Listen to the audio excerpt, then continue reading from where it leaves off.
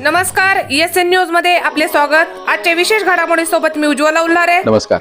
गेल्या 3-4 दिवसापासून होत असलेल्या अतिवृष्टीमुळे घोड धरणात सुद्धा पाण्याचा इन्फ्लो हा चांगल्या प्रमाणात वाढलेला आहे। कालच माझं आणि कटके आबांचं जलसंपदा मंत्र्यांशी बोलणं झालं आणि बोलणं करून आम्ही त्यांना विनंती केली आहे की जसं घोड धरणामध्ये 75% इतका पाणीसाठा झाला, तात्काळ आपण दोन्हीही चाऱ्या खोलून आवर्तन सुरू करावं।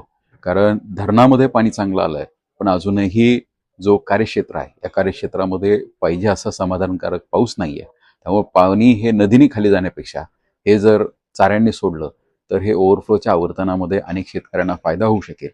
त्यांनी तात्काळ निर्णय घेतला, त्याबद्दल जलसंपदा मंत्री आदरणीय नामदार राधाकृष्ण विखे पाटील साहेबांचे विशेष असे आभार मानतो।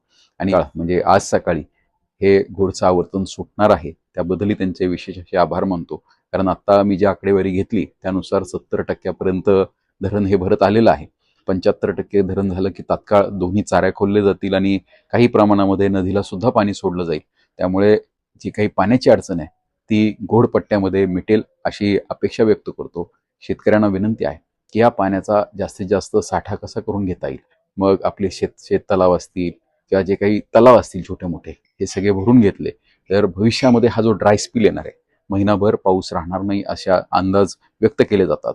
त्यामुळे माझी आपल्याला विनंती आहे की पाण्याचा योग्य पद्धतीने वापर करून त्याचा साठा योग्य पद्धतीने केला तर ह्या ड्राय स्पिलमध्ये सुद्धा आपल्या भागाला दुष्काळाचा किंवा उन्हाचा फटका बसणार नाही। आपण सर्वजण कराल अशी अपेक्षा व्यक्त करतो।